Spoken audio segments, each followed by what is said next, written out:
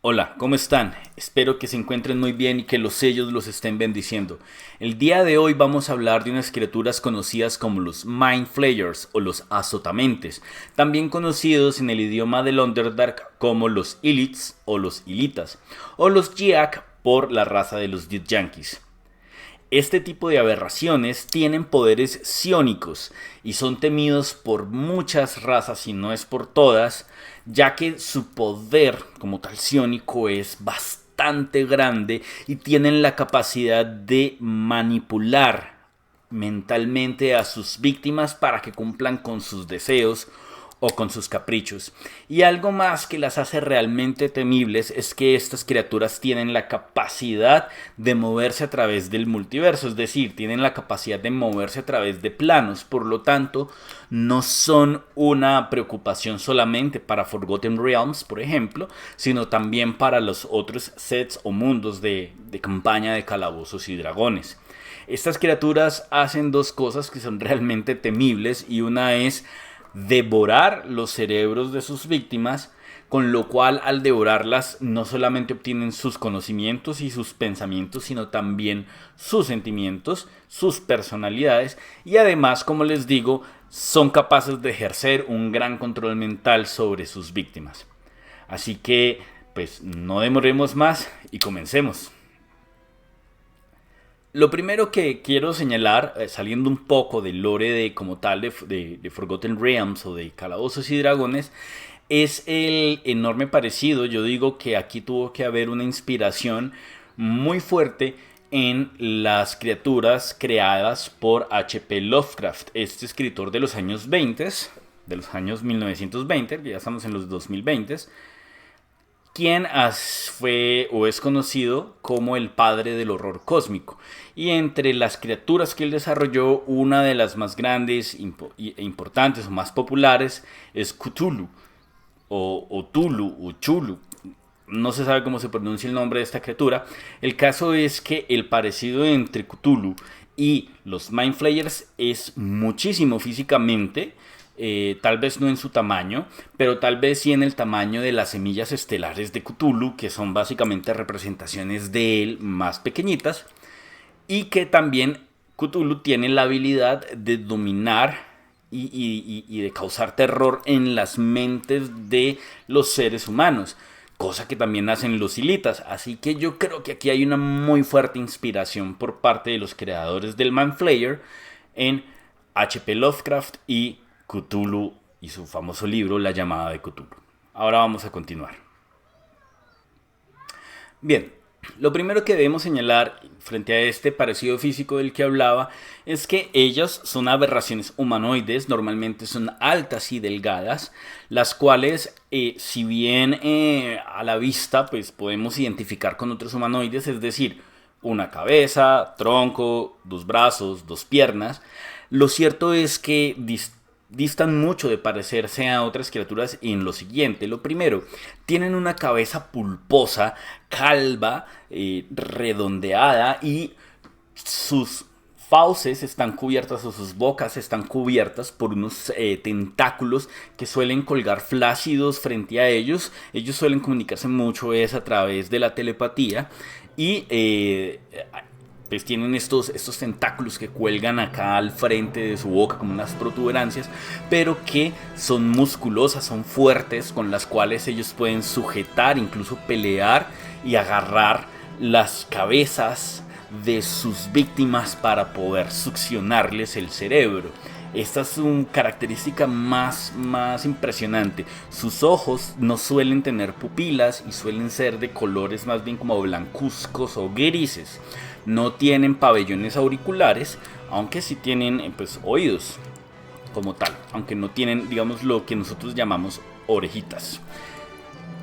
Sus manos son delgadas, dedos delgados que terminan como unas garras como de queratina que no son demasiado fuertes, pero que ahí están, tienen pulgares oponibles, sus piernas igual, largas, como las de un humano, pero que terminan en dos dedos también con estas garras de cartílago, no sé cómo llamarlo.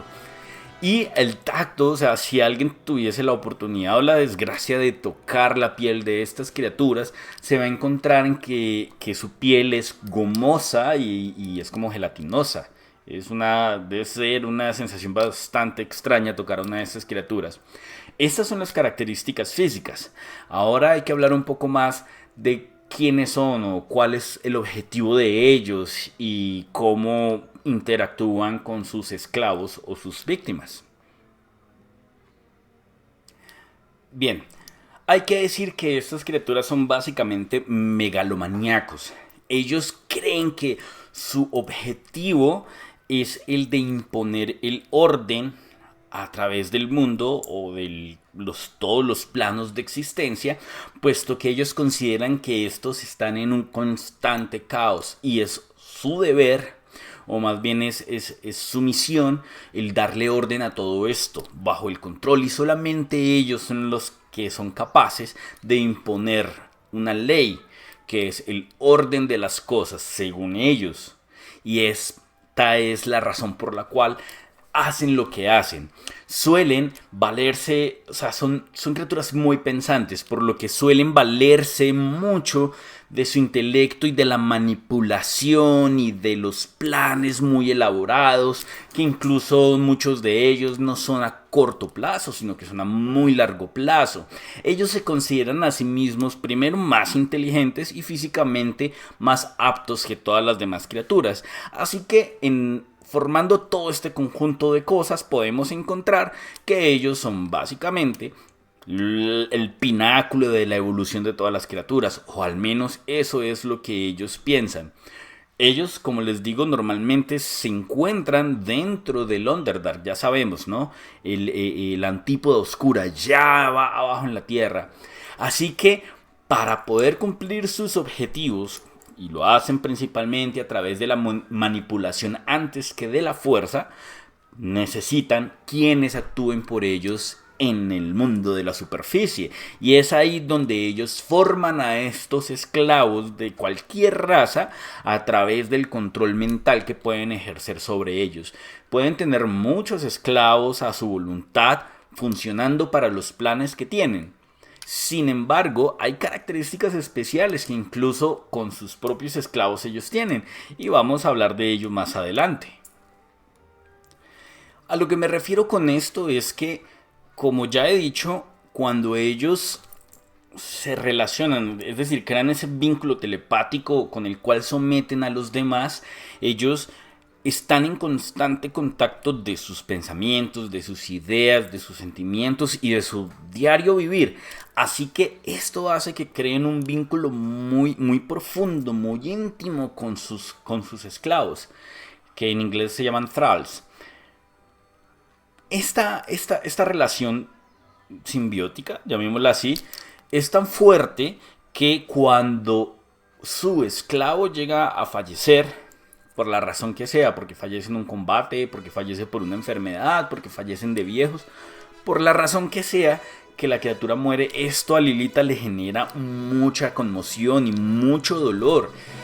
E incluso se sabe que los Lilitas pueden llegar a dejar sus planes y en pausa hasta que ellos no sientan que han conectado nuevamente o que han vuelto a crear un rebaño de esclavos suficiente, necesario para sus objetivos, y obviamente nuevamente crear estos vínculos que necesitan para relacionarse con el exterior. No sé, me gustaría pensar que sí, pero no lo creo, que esta relación incluso puede llegar a ser de alguna manera tal vez afectiva. No sé ustedes qué piensan, déjenlo ahí en los comentarios. Es decir, estos hilitas pueden llegar realmente a preocuparse por sus thralls, por sus esclavos, e incluso a que estos puedan tener, es decir, el hecho de que los tengan esclavizados no significa que los tengan maltratados. Ya ser esclavo es bastante malo, y un esclavo mental peor. Pero tal vez llegan a tener la necesidad de que sus thralls estén bien y estén cuidados y estén en la mejor situación para pues ellos también estar bien y que sus planes se ejecuten. Tal vez por eso digo yo que hay una simbiosis ahí. De hecho, sabemos que hay un juego que está a punto de salir, creo que es Baldur's Gate 3, en el cual vemos cómo los Silitas van a ser aparentemente el enemigo principal de esta nueva saga, y los vemos llegar en unas especies de naves, llamémoslas, que son biológicas, es decir, son criaturas biológicas a través de las cuales ellos se desplazan y en las cuales se pueden desplazar a través de los planos. Los Githyanki y los Githzerai son unos de los principales enemigos que se encuentran con los Silitas, toda vez que ellos también tienen esas capacidades de viajar entre planos.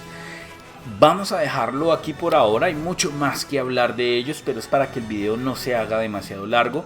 Quiero sacar otras 2 o 3 partes, no sé cuánto se lleve esto, para hablar un poco más a profundidad de lo que son los Silitas, y también me gustaría hablar de un Silita en específico que se llama Methil, que está o hace parte de los libros de la leyenda de Drizzt, sobre todo de los primeros libros. Y allí pues habrán spoilers respecto a las historias que allí se cuentan, porque hay algo súper importante que uno no ve venir en el futuro de los libros, y si se los están leyendo es mejor de pronto no dañarles o arruinarles las sorpresas de lo que pasa con este personaje. Por ahora eso sería todo. Por favor, dejen su like, comenten, suscríbanse, compartan el video. Les agradezco mucho. Han estado apoyando. No llevo nada con esto de los videos, muy poquitos videos, y poquito a poquito se ve cómo va creciendo esto, y les agradezco mucho por todo ese apoyo. Que estén muy bien y que los sellos los sigan protegiendo. Hasta luego.